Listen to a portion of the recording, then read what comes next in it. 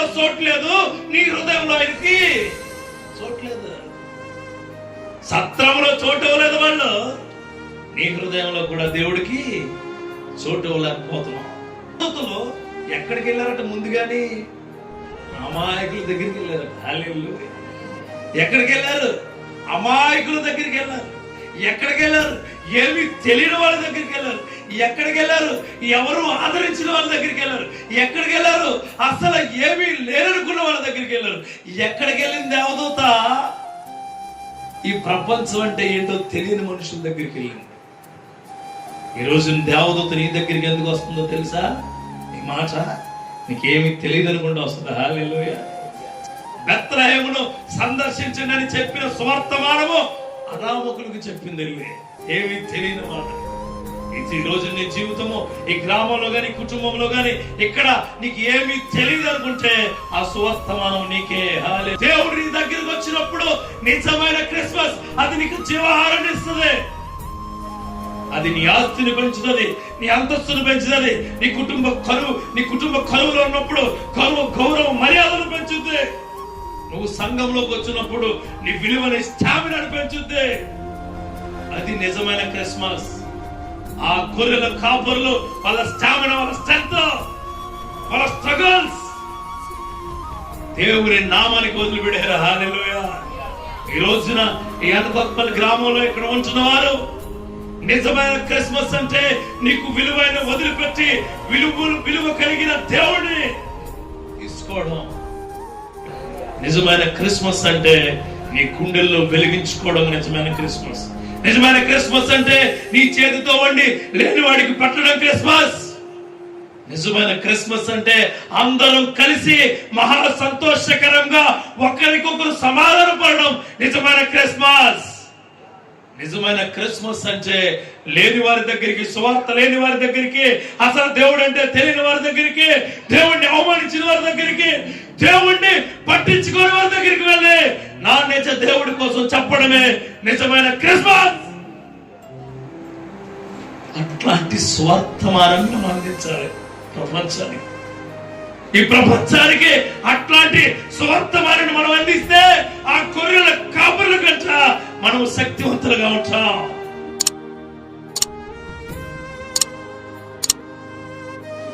మీకా రాసిన మీకా గ్రంథం నుంచి 5వ అధ్యాయము 2వ వచనం చూద్దాం.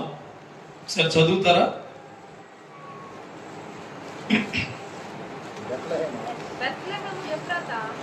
చదవండి. బెత్లెహేము ఎఫ్రాతా యూదావారి కుటుంబములలో నీవు స్వల్ప గ్రామమైనము నా కొరకు ఇశ్రాయేలీయులను ఏలబోవాడు నీలో నుండి వచ్చును. పురాతన కాలము మొదలుకుని శాశ్వత కాలమైన ప్రత్యక్షమగుచుండెను. చూడండి, ఇక్కడ బెత్లెహేమ ఎఫ్రాతా యూదావారి కుటుంబంలో నువ్వు స్వల్ప గ్రామమైన చిన్న గ్రామం, చాలా చిన్న గ్రామం. యెరూషలేముకి దాదాపుగా 9 నుంచి 10 కిలోమీటర్లు ఉంటుంది యెరూషలేము పట్టణం చాలా పెద్దది. ఈ బెత్లెహేం అనే పట్టణం చాలా చిన్న గ్రామం.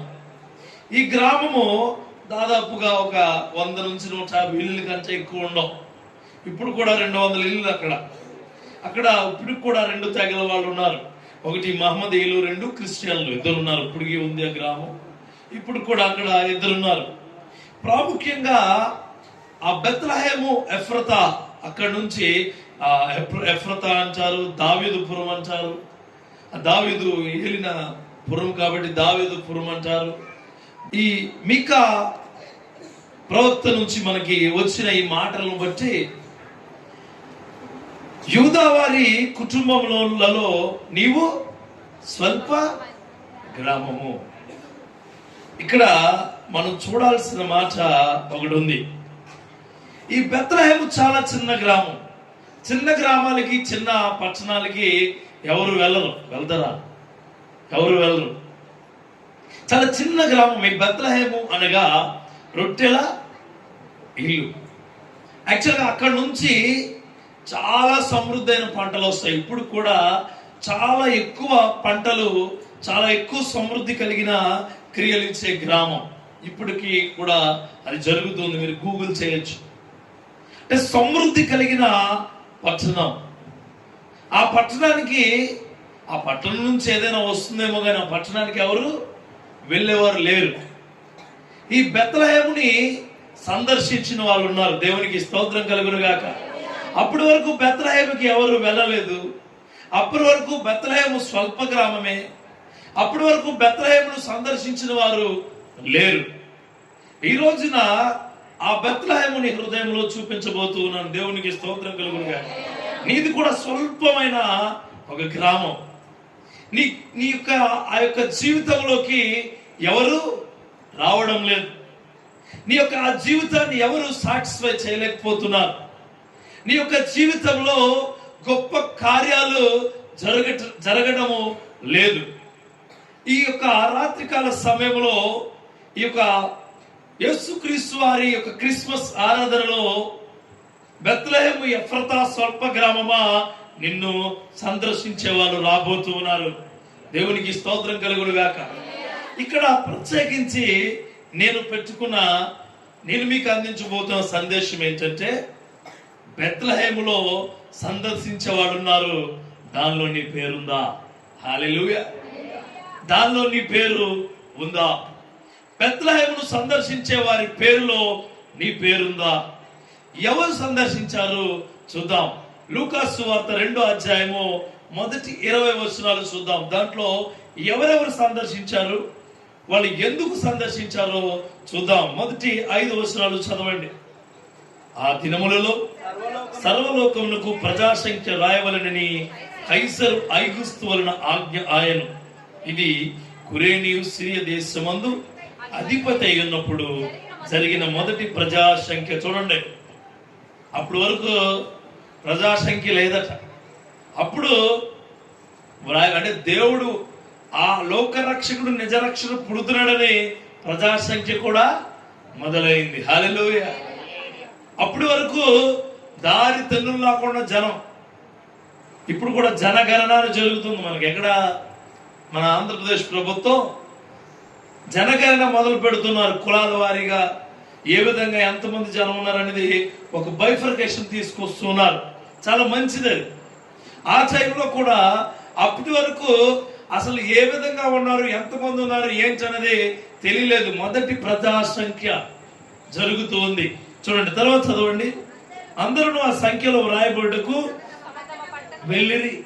తర్వాత యేసేపు దావీదు వంశములో గోత్రంలో పుట్టినవాడు కనుక మనకు భారీగా ప్రదానం చేయబడి గర్భవతి ఉండిన మరియతో కూడా ఆ సంఖ్యలో వ్రాయబడుటకు గలిలయలోని నజరేతు నుండి యూదా బెత్లెహేము అనబడిన దావీదు ఊరుకు వెళ్ళెను. చాలు.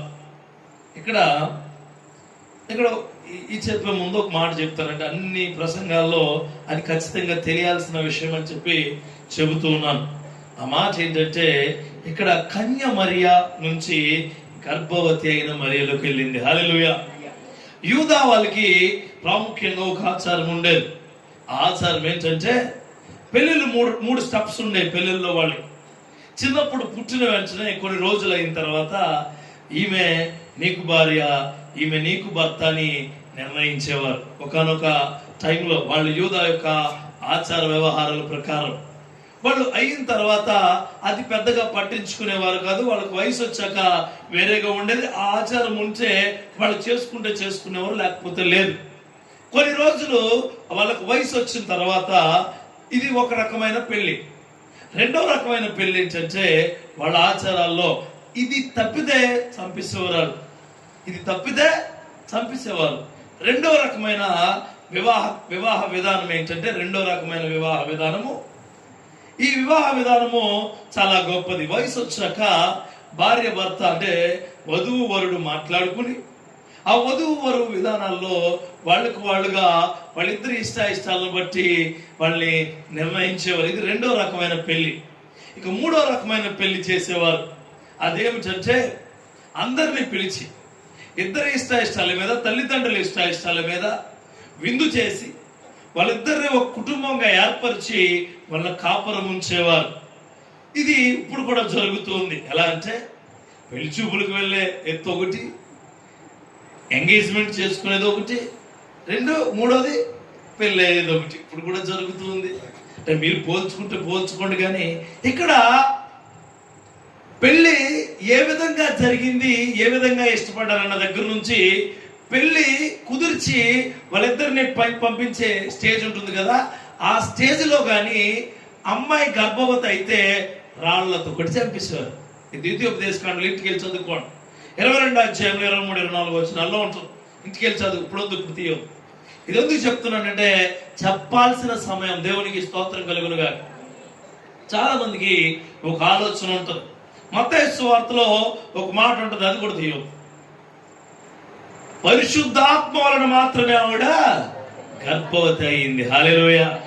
పాపం వలన కాదు. గుర్తుపెట్టుకోండి, పాపం వలన కాదు. ఈ భూమి మీదకి రారాజు వస్తున్నాడు. ఆ రాజు ఏ పాపం వలన రాలేదు, మన పాపాలన్నీ తీర్చడానికి వస్తున్నాడు. దేవునికి స్తోత్రం. మన పాపాలను ఆయన భుజాల మీద వేసుకుని ఆయన రాజ్యభారం మోసి మనకు ఆలోచనలు ఇచ్చి మన జీవితాల్లో ఆశ్చర్యకార్యాలు చేసి మన జీవితాల్లో సమాధానం కలిగించి నిలబెట్టే రాజు పాపము విషయంలో రాలేదు, కానీ పరిశుద్ధాత్మ విషయంలో వచ్చినాడు. హల్లెలూయా. అది క్లారిటీ ఇవ్వడానికి మీకు చెప్పాను. చూడండి, తనకు భారీగా ప్రదానము చేయబడిన గర్భవతి ఉండిన మరియతో కూడా ఆ సంఖ్య రాయబడుటకు గలియలోని నజరేతు నుండి గలియలోని ఎక్కడికి వెళ్తున్నాడు ఆయన? అది ఇక్కడ ప్రత్యేకించి వినయపూర్వకమైన తల్లిదండ్రులు బెత్లెహేమును సందర్శించారు. హల్లెలూయా. వినయపూర్వకమైన తల్లిదండ్రులు బెత్లెహేమును సందర్శించారు. అది దేవుని యొక్క ప్రభావం చేత. ఈ రాత్రికాల సమయంలో మిమ్మల్ని అందరినీ ఒక ప్రశ్న అడుగుతున్నాను. భార్య భర్తలుగా దేవుణ్ణి సందర్శిస్తూ ఉన్నారా? లేకపోతే భర్తగానే సందర్శిస్తున్నావా? లేకపోతే భార్యగానే సందర్శిస్తూ ఉన్నావా? బెత్లెహేముకి యోసేపు మరియా గర్భంలో ఉన్న బిడ్డతో సహా వెళుతూ ఉంది. హల్లెలూయా. బెత్లెహేమును సందర్శించిన వారిలో తల్లిదండ్రులు ఉన్నారు. ఈరోజు ఇక్కడ కూర్చున్న చాలా మంది తల్లిదండ్రులుగా నిలబడి ఉన్నారు. తల్లిదండ్రులుగా ఈ లోకంలో బ్రతుకుతూ ఉన్నారు. మీరు మీ కుటుంబంతో ఆయన్ని ప్రతిరోజు సందర్శిస్తూ ఉన్నారా? మీరు మీ కుటుంబంతో, మీ కుటుంబంలో మీ యొక్క క్రియలతో ఆయన్ని సందర్శించే ఆలోచనలో మీరు ఉన్నారా? గుర్తుపెట్టుకోండి. అలా ఉంటే నీ జీవితంలో దేవుని ప్రణాళిక ప్రభావము ఖచ్చితంగా ఉంటుంది. హల్లెలూయా. ఆయన లెక్కల్లో నీ కుటుంబము ఉంటుంది. హల్లెలూయా. భార్యగా భర్తగా ఉన్న వాళ్ళు ఇక్కడ జాగ్రత్త. ఈ క్రిస్మస్ పర్వదినాన మీకు చెప్పే మాట, తల్లిదండ్రులుగా, వినయపూర్వకమైన తల్లిదండ్రులుగా దేవుణ్ణి బెత్లెహేమును సందర్శించిన వాళ్ళు వారు. ఎందుకో తెలుసా?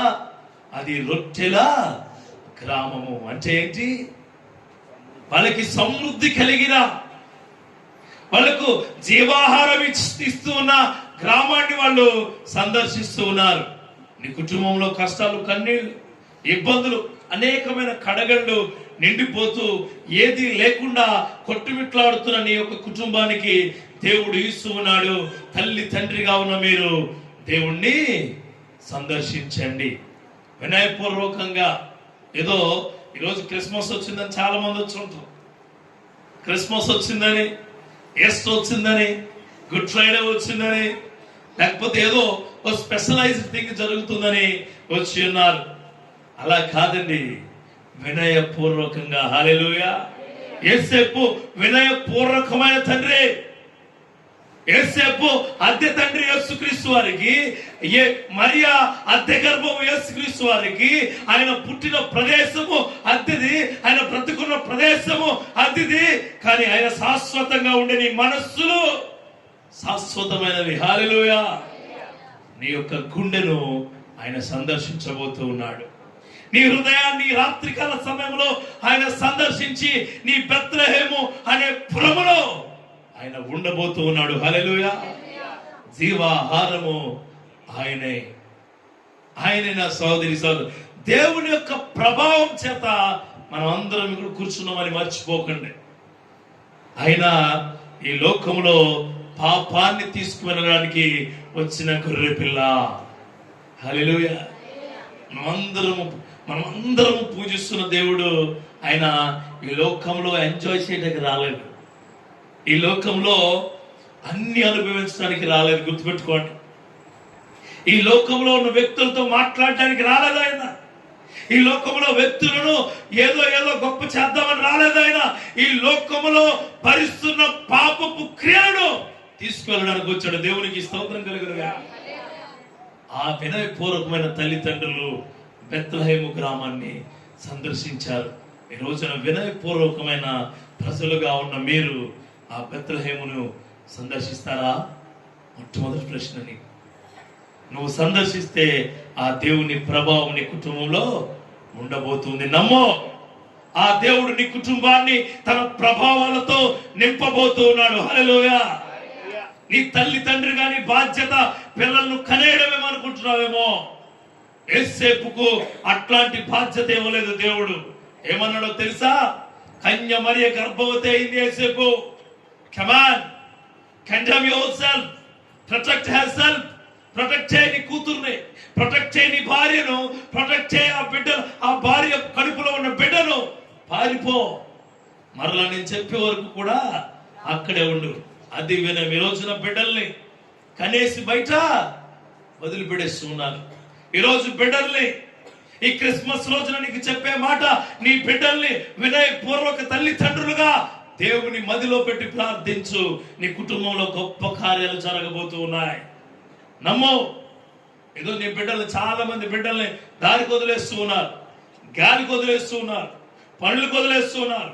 పరిస్థితుల పైన వాళ్ళ మీద వాళ్ళు ఏదైనా అంటే ఇదేంటి, నేను బయట ఇంట్లోంచి వెళ్ళిపోతాను అంటున్నాడు.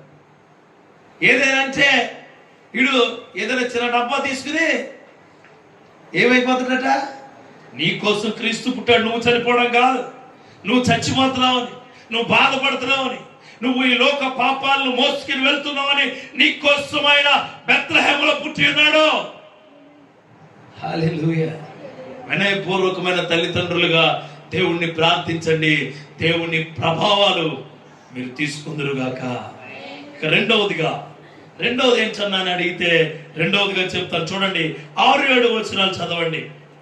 వారక్కడ ఉన్నప్పుడు ఆమె ప్రసవ దినములు నిండెను గనుక తన తొలిచూలు కుమారుని కని పొత్తి గుడ్డలతో చుట్టి సత్రములో వారికి స్థలము లేనందున ఆయనను పశువుల పక్కల తొట్టెలో పరుండబెట్టిన. ఇంకో రెండవ గెస్ట్ ఎవరో తెలుసా? మొదటి గెస్ట్ ఎవరు? వినయపూర్వకమైన యేసేపు మరియా. మీరు ఉన్నారు అలాగా? యేసేపు మరియలాగా మిమ్మల్ని దేవుని సందర్శిస్తాము అన్న వాళ్ళని ఒక్కసారి దేవునికి స్తుతిస్తారా గట్టిగా? ఏమిటండి అంటే శిశువు కూడా సందర్శించాడు. ఏంటి? బెత్లెహేమును. హల్లెలూయా. శిశువుని ఆమె కడుపులో పెట్టుకుని ప్రసవ దినములు ముగిసినాయి కాబట్టి ఆ టైం అక్కడికి వస్తులోకి బెత్లెహేముని ఎవరు? రాజుగారు సందర్శించారు. Praise the Lord. మన రాజుగారు ఎవరు? Who is our king? మీ కింగ్ ఎవరు? ఏదున్నా నా కింగ్ నా భర్తనండి. నా కింగ్ నా భర్త అంతే. లేకపోతే ఆయన కింగ్ అనకపోతే మరి అందరు కొత్త బట్టలు కొనుక్కున్నారా? ఎందుకు చెప్పమంటానంటే మీలో కొంతమందికి క్రీస్తు పుట్టిన ఆనందం లేదు. మళ్ళీ లేకపోతే ఈయన ఎక్కడ చెప్పితే మళ్ళీ పుట్టేస్తాడేమో నాలో అనే భయం ఉంటుంది. క్రీస్తు నీ హృదయంలో పుడితే, క్రీస్తు నీ ఇంటిలో పుడితే, క్రీస్తు నీ హృదయంలో పుట్టి నిన్ను నిలబెడితే నిన్ను పడగొచ్చేవాడే లేడు ఉండడు. చూడండి ఆ శిశువు, చూడండి 7వ వచనం చదవండి. తన తొలిచూలు కుమారుని కని పొత్తి గుండలతో చుచ్చి. చూడండి, దరిద్రులు సత్రంలో వారికి స్థలము లేనందున ఆయనను పశువుల తొట్టులో పరుండబెట్టి. మీరు అందరూ అనుకుంటారు పశువుల తొట్టు అంటే ఇప్పుడున్న పశువుల తొట్టు అనుకుంటారు.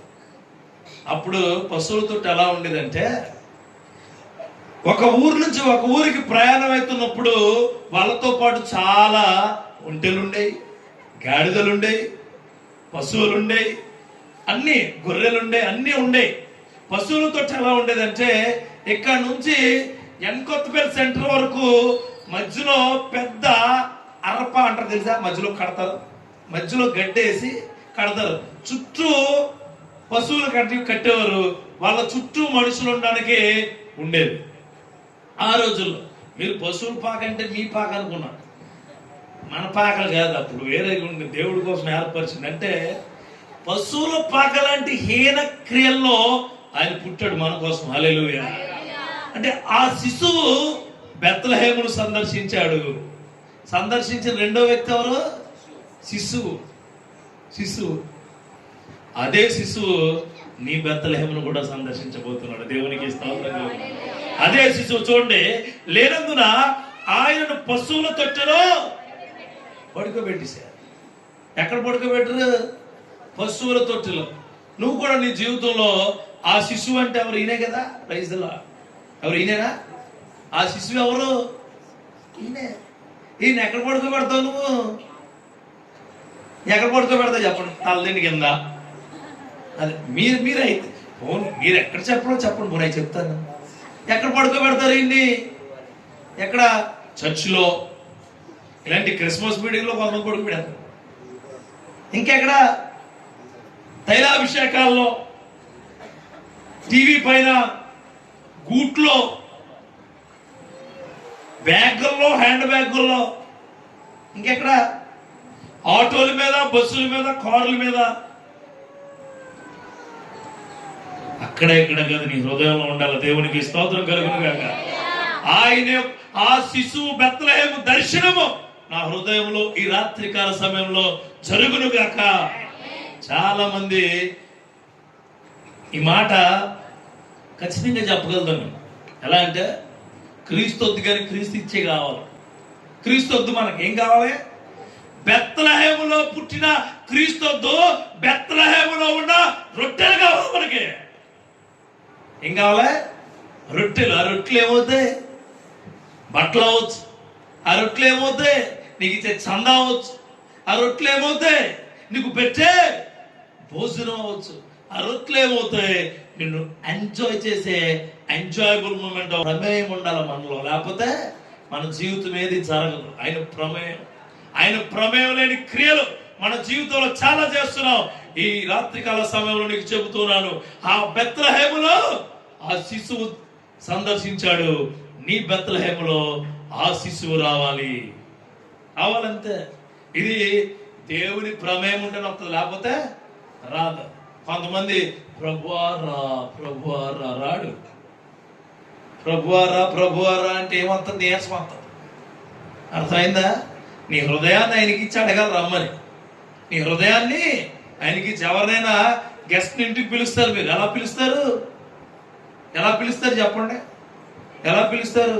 నేను ఇప్పుడు మీటింగ్కి వెళ్ళాను, అక్కడ సర్పంచ్ గారు, కొంతమంది రాజకీయ నాయకులు, చాలా మంది పాస్టర్స్ వచ్చారు. మేము వచ్చేసినప్పుడు కార్ స్టార్ట్ చేద్దాం, ప్రసంగం కొద్దిగా అన్నాను. ఈయన 2-3 క్రిస్మస్ ఆహ్వానించాడు, కుదరలేదు రావటం. ఈ క్రిస్మస్ తప్పకుండా రమ్మన్నారు, అందుకు వచ్చారు. అంటే తప్పకుండా రమ్మన్నారు కాబట్టి వచ్చాడు ఆయన. Praise the Lord. నువ్వు ఇన్విటేషన్ ఇస్తే వస్తాను ఇంటికైనా. Praise the lord. నీ హృదయంలో ఆయనకు ప్లేస్ ఇస్తే, నీ హృదయంలో ఆయనకు చోటు ఇస్తే ఆయన వస్తాడు. సత్రంలో చోట్లేదు, నీ హృదయంలో ఆయనకి చోట్లేదు. సత్రంలో చోటు ఇవ్వలేదు వాళ్ళు, నీ హృదయంలో కూడా దేవుడికి చోటు ఇవ్వలేకపోతున్నాం. చాలా మంది హృదయంలో ఉంటుంది, మా చర్చిలో డాన్స్ లేదంటే ఉండదు. జీవం కలిగిన, సంఘము కలిగిన, వాక్యం కలిగిన చర్చిలో చోటు ఉండదు. హల్లెలూయా. ఉండదు. దేవుడి కార్యాలు మాత్రమే ఉంటాయి, దేవుడి మాట మాత్రమే ఉంటుంది. స్కిట్లు పెట్టండి. ఏ స్కిట్లు కావాలి నీకు? స్కిట్లు ఉండవు. ఆ శిశువు పుట్టే నీ హృదయంలో అవి సత్రంలో చోట్లేదట. దేవుని ప్రమేయముతో ఆయన ఎక్కడ పుట్టాడు? బెత్లెహేము అనే నగరంలో, పశువుల పాకలో. మరి ఎక్కడ పుట్టాడో చెప్పలేదు బైబిల్. అక్కడ తెలుసా? మీరు అనుకుంటున్నారు ఆయన పుట్టిన ప్లేస్ తెలీదు. పడుకోబెట్టిన ప్లేసే తెలుసు. దేవునికి స్తోత్రం కలుగును గాక. ఎంతో మంది సైంటిస్టులు ఇప్పుడు కూడా కొట్టి చచ్చిపోతున్నారు ఆ మాట మీద. ఆయన పడుకోబెట్టి స్థలం మాత్రం దొరికింది తప్ప ఆయన పుట్టిన స్థలం దొరకలే. ఆయన ఎలా పుట్టాడో కూడా దొరకలే. దేవునికి స్తోత్రం కలుగును గాక. అది దేవుడి యొక్క ప్రభావం, అది దేవుని యొక్క ప్రమేయం. మొట్టమొదటిగా దేవుని ప్రభావం ఉండాలి తల్లిదండ్రుల్లో. రెండవదిగా దేవుని ప్రమేయం ఉండాలి నీ గుండెల్లో. మూడవది కొద్ది ముందుకు వెళ్తారా? 8వ వచనం చదవండి. ఆ దేశంలో కొందరు గొర్రెల కాపరులు పొలంలో నుండి రాత్రి వేళ తన మందరు కాచుకొనుచుండగా ప్రభువు దూత వారి యొద్దకు వచ్చి నిలిచారు. ప్రభువు మహిమ వారి చుట్టూ ప్రకాశించినందున వారు మిక్కిలి భయపడిరి. అయితే ఆ దూత భయపడుకునే, ఇదిగో ప్రజలందరికీ కలవు మహా సంతోషకరమైన సువార్తమానం నేను మీకు తెలియచేయుచున్నాను. గుర్తుపెట్టుకున్న. మూడోది ఏంటంటే, ఎక్కడున్నారటేలో గొర్రెల కాపర్లో? ఎక్కడ గొర్రెల కాపర్లో? ఎక్కడ సెంటర్లో మేపుతారండి గొర్రెల్ని? ఎక్కడ? పొలాలు ఎక్కడ ఉంటాయి? ఊరికి దూరంగానే ఉంటాయి. యేసుక్రీస్తు వారు బెత్లెహేం వచ్చారు, వాళ్ళ తల్లిదండ్రులు కూడా వచ్చారు. బాబు ఎవరి రావాలి అని ఆలోచిస్తున్నప్పుడు దేవదూతలు ఎక్కడికి వెళ్ళారట? ముందుగాని అమాయకుల దగ్గరికి వెళ్ళారట. హల్లెలూయా. ఎక్కడికి వెళ్ళారు? అమాయకుల దగ్గరికి వెళ్ళారు. ఎక్కడికి వెళ్ళారు? ఏమి తెలియని వాళ్ళ దగ్గరికి వెళ్ళారు. ఎక్కడికి వెళ్ళారు? ఎవరు ఆదరించిన వాళ్ళ దగ్గరికి వెళ్ళారు. ఎక్కడికి వెళ్ళారు? అసలు ఏమీ లేరనుకున్న వాళ్ళ దగ్గరికి వెళ్ళారు. ఎక్కడికి వెళ్ళిన దేవదూత? ఈ ప్రపంచం అంటే ఏంటో తెలియని మనుషుల దగ్గరికి వెళ్ళింది. ఈరోజు దేవదూత నీ దగ్గరికి ఎందుకు వస్తుందో తెలుసా? ఈ మాట నీకేమి తెలియదు అనుకుంటూ వస్తుందా? హల్లెలూయా. ఉన్నారు బెత్లెహేములో, యెరూషలేములో రాజులు ఉన్నారు, ప్రధానులు ఉన్నారు, మంత్రులు ఉన్నారు, చుట్టూ అందరూ ఉన్నారు. కానీ ఎవరికి కూడా ఈ వార్త చెప్పలేదు. దూత ఎవరికి చెప్పింది? సువార్తమానం. బెత్లెహేమును సందర్శించండి అని చెప్పిన సువార్తమానము అనామకులకు చెప్పింది. ఏమీ తెలియని వాళ్ళకి. ఈ రోజు నీ జీవితము ఈ గ్రామంలో గాని, కుటుంబంలో గాని, ఇక్కడ నీకు ఏమీ తెలియదు అనుకుంటే ఆ సువార్తమానం నీకే. హల్లెలూయా. ప్రభువా నా జీవితము అగమ్య గోచరంగా ఉంది అనుకుంటే ఆ సువార్తమానము నీకే. నా సహోదరి సహోదరుడా, ఇది దేవుని యొక్క సువార్తమానమై ఉంది. ఏం చెప్తుందో తెలుసా? మళ్ళా దేవదూత వచ్చి వాళ్ళు భయపడతారని తెలుసు, వాళ్ళు ఇబ్బంది పడతారు. నీకు తెలుసా? గొర్రెలు కాపర్లు పాములకు భయపడరు, మృగాలకు భయపడరు. వాళ్ళ గొర్రె ఏమైనా తీసుకెళ్ళిపోతే వాళ్ళ గొర్రె తీసుకెళ్ళిదని చంపేసి వరకు వదలరు. ఎవరికి భయపడతారు తెలుసా? మనుషులకి. మనుషులకి క్రూర మృగాలకు భయపడిన వాళ్ళు మనుషులు లాంటి క్రూరహృదయులకి అలాంటి వాళ్ళు అనుకుని భయపడరు దేవదూతను చూసి. అప్పుడు దేవదూత ఏమంటుందో చూడండి. దేవదూత అంటుంది, దేవదూత భయపడుకుడి, ఇదిగో ప్రజలందరికీ నువ్వు కలగబోవు మహా సంతోషకరమైన సువార్తమానం నేను మీకు తెలియచేయుచున్నాను. దావీదు పట్టణమందు నేడు రక్షకుడు మీ కొరకు పుట్టి ఉన్నాడు. ఈయన ప్రభు అయిన క్రీస్తు. ఈ రోజు కూడా ఆ గొర్రెల కాపురు లాంటి మనసు నీదైతే దేవుడు చెబుతున్నాడు, ఇదిగో నీ బెత్లెహేం అనే నగరంలో దేవుడు పుట్టి ఉన్నాడు. వస్తావా? కనుగొంటావా దేవుణ్ణి? కనుగో. చూడండి, కిమ్స్ లో హాస్పిటల్ ఎవరైనా మీకు తెలిసిన వాళ్ళు పుట్టారు అనుకోండి, అంటే నువ్వేం చేస్తావు? నీకు బాగా చుట్టాలనుకో, బాగా ఇష్టం, మాట వచ్చా తెల్లపోతే అన్నవాళ్ళు ఉంటారు కదా, నువ్వేం చేస్తావు? ఆడిబండు ఈడిబండి ఎక్కేసి, లేకపోతే ఆటో కట్టించుకుని, లేకపోతే ముసలోళ్ళు అనుకోండి వాళ్ళు పెన్షన్ డబ్బులు కొంత డబ్బులు తీసుకుని ఆటో వాడిని మొత్తం మీద అలాగోలో చంపేసి అంటే చూసేసి రావాలి. లేకపోతే కుదురు ఉండరు, వచ్చిన తర్వాత మాట వచ్చేస్తుంది మళ్ళా. అలాగే దేవదూత గొర్రెల కాపల దగ్గరికి వెళ్ళి కూర్చోండి అక్కడ తెలుసా అంటే వాళ్ళు చూడండి ఏమంటారు, కిందకి వెళ్ళండి అని అడుగుతారు. ఏది ఆనవాలని అడిగితే ఈయన ప్రభు అయిన క్రీస్తు, దానికి ఇదే మీకు ఆనవాలు. ఒక శిశువు ఉంటది, పొత్తి గుడ్డలతో చుచ్చి ఉంటది, ఆ పొత్తి గుడ్డలతో చుట్టి ఉన్న ఒక తొట్టులో పడుకుని పెట్టా మీరు చూసిదని చెప్పి అప్పుడు వాళ్ళు అక్కడి నుంచి అక్కడికి బయలుదేరి వెళ్తారు. ఎక్కడి నుంచి బయలుదేరి? మీకు తెలుసా? ఆ గొర్రెల కాపర్లు గొర్రెలు వదలరండి, కానీ గొర్రెల కన్నా విలువైన వాళ్ళ ఆస్తి కన్నా విలువైనడు ఎక్కడున్నాడు? అక్కడ ఉన్నాడు. ఈరోజు చాలా మంది ప్రేయర్కి వెళ్దామని చెప్పి ఇల్లుకి తాళం అయితే దొంగలు అటుకెళ్ళిపోతారు క్రిస్మస్కి రాదు. క్రిస్మస్కి రాదు. బయట ప్లాస్టిక్ బకెట్ ఉంటుంది, అది పట్టుకెళ్ళిపోతారని రాదు కొంతమంది. క్రిస్మస్కి రారేమో కానీ ఎన్ని లోపలెట్టుకుని వస్తారు. కొంతమంది కోళ్ళు ఎట్టుకెళ్ళిపోతారని రాదు. కొంతమంది పెంపుడు కుక్కలు పెంచుకుంటాడు రాదు, ఏడ్చేద్దని కొంతమంది రాదు. నేను మీటింగ్కి పెంపుడు కుక్క ఎలా బతుకుతుందో తెలుసా? కుక్కడికి నీ జీవిత కాలంలో 5% బతుకుద్ది అది. పెంపుడు కుక్క కోసం రాదు కొంతమంది పిల్లలు ఏడ్చేద్దారని రాదు క్రిస్మస్కి. కానీ నీలా నాలా ఆకర్షించలేదు వాళ్ళ గొర్రెలు కాపాడు. వెంటనే హల్లెలూయా, వెంటనే చూడండి, కిందకి వెళ్ళండి. ఆ దూతలు తమ యొద్ద నుండి పరలోకం వెళ్ళిన తర్వాత గొర్రెల కాపరులు, ఈ కార్యము ప్రభు మనకు తెలియచేయించి ఉన్నాడు, మనం బెత్లెహేము వరకు వెళ్ళి చూద్దాము రండని ఒకరితో ఒకడు చెప్పుకుని త్వరగా వెళ్ళి మరియు యోసేపును తొట్టిలో పండుకుని శిశువును చూసారటండి. ఆ గొర్రెల కాపరులు ఒకరిలో ఒకరు అనుకున్నారట.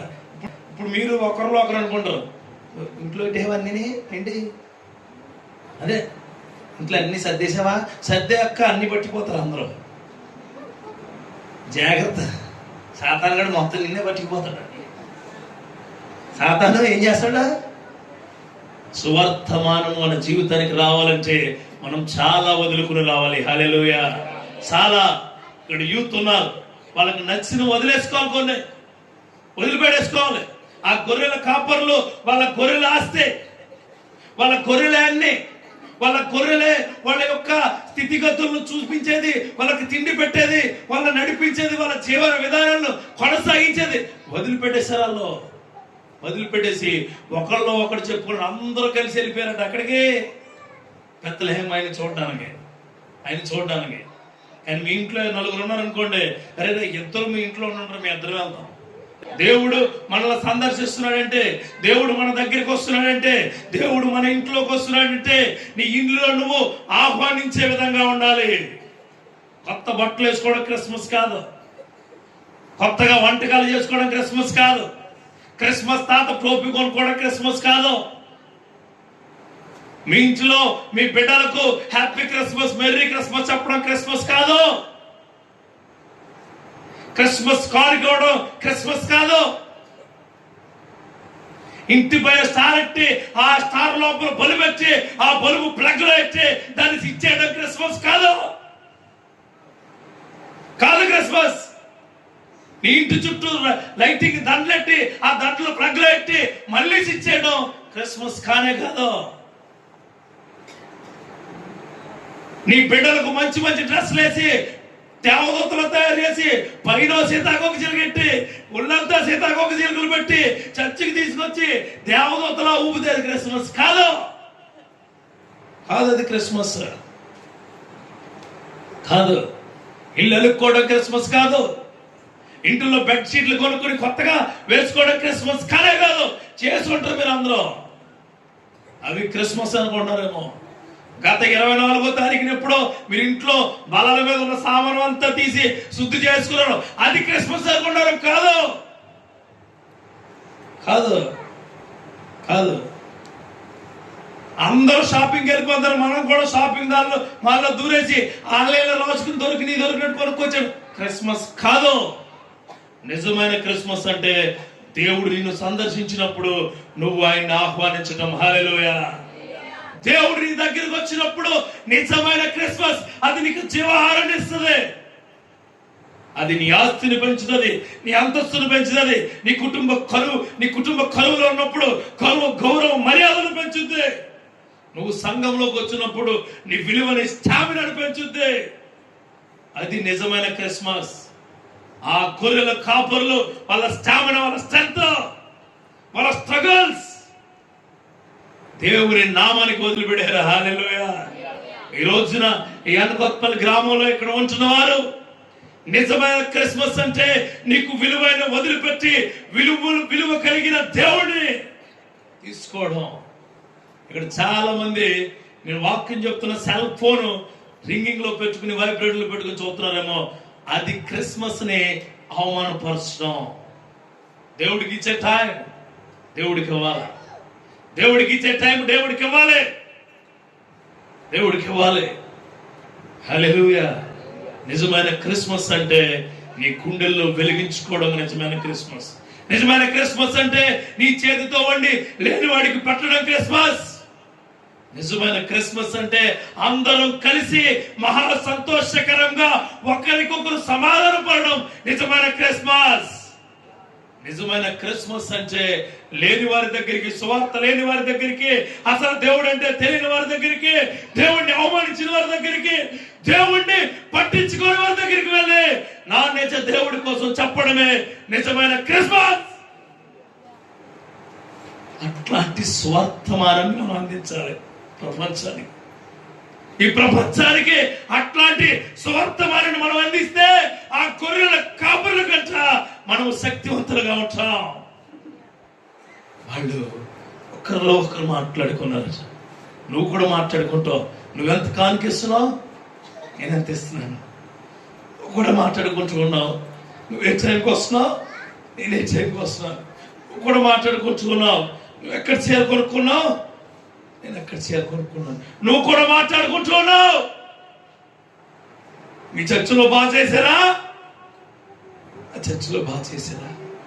నువ్వు కూడా మాట్లాడుకుంటున్నావు. అక్కడ డాన్సులు ఉన్నాయా, ఇక్కడ డాన్సులు ఉన్నాయా. నువ్వు కూడా మాట్లాడుకుంటున్నావు. ఏ సేవకుడు పిలిచారు, ఆయన కారులో వచ్చాడా, బస్సులో వచ్చాడా, ఆయన కోట్ వేసుకున్నాడా. ఇది కాదండి, ఇది కాదు. నువ్వు అడగాల, ప్రభువా నిజమైన క్రిస్మస్ అంటే నా కోసం ప్రాణం పెడతానికి నువ్వు పుట్టావు, నా కోసం ప్రాణం పెట్టడానికి నువ్వు పుట్టావు. నీ కోసం నా ప్రాణాన్ని నేను ఇస్తాను, నీ కోసం నా ప్రాణాన్ని నేను ఇస్తాను, నాకు విలువని వదులుకుంటాను అనేవి నిజమైన క్రిస్మస్. ఆ క్రిస్మస్ మీ కుటుంబాల్లో ఉదయించును గాక. ఆ క్రిస్మస్ నీ కుటుంబాల్లో పూయబడును గాక. ఆ క్రిస్మస్ నీ జీవితాల్లో వెలిగించును గాక. ఆ క్రిస్మసే నేను మాట్లాడే క్రిస్మస్. హల్లెలూయా, హల్లెలూయా. మనం ఒకనొక దినాన్ని వెళ్తాం, ఆయన రాజ్యంలో నాట్యాలు చేస్తాం. హల్లెలూయా. మనం ఒకనొక దినాన్ని వెళ్తాం, ఆయన కుడి పార్శ్వాన ఆశీనులు అవుతాం. హల్లెలూయా. మనం ఒకనొక దినాన మనం వెళ్తాం, మనము ఆయన పొత్తిల్లో చుట్టబడిన శిశువులా ఉంటాం. హల్లెలూయా. మనం ఒకనొక దినాన్ని వెళ్తాం, ఆయనతో పాటుగా తెల్లని వస్త్రాలలో తిరుగుతూ ఉంటాం. ఆ క్రిస్మస్ మనకు కావాలి. ఆ క్రిస్మస్ నీ గుండెల్లో ఉండాలి. ఆ క్రిస్మస్ నిన్ను, నన్ను, ఈ లోకాన్ని వెలిగిస్తూ ఉండాలి. గుర్తుపెట్టుకోండి, రేపటి దినాన 25 డిసెంబర్ మంచి బైబిల్ నీ ఫ్రెండ్ కొని. హల్లెలూయా. ఒక మంచి బైబిల్ నీ ఫ్రెండ్ కొని రేపటి దినాన నీ యొక్క సంఘములో, నీకు తెలిసిన సంఘము, నువ్వు వచ్చే సంఘములో ఎక్కడో చోట మీటింగ్ జరుగుతుంది. సువార్త లేని వారిని సువార్తకి తీసుకురా. చెప్పాలకి బెత్లెహేము ఎఫ్రాతాలో దేవుడు పుట్టాడు, నువ్వు వస్తావా? నీ జీవితాన్ని మార్చబోతున్నాడు. తమ్ముళ్ళు, మీ ఫ్రెండ్స్ ఉంటారు, తాగుడుకు బానిస ఉంటారు, సిగరెట్ కు బానిస ఉంటారు, వేరే వేరే విషయాలకు బానిస ఉంటారు, వ్యభిచారానికి బానిస ఉంటారు, మనుషులకు బానిస ఉంటారు. రేపటి దినాన తీసుకురా, ప్రభువుని పరిచయం చేయి.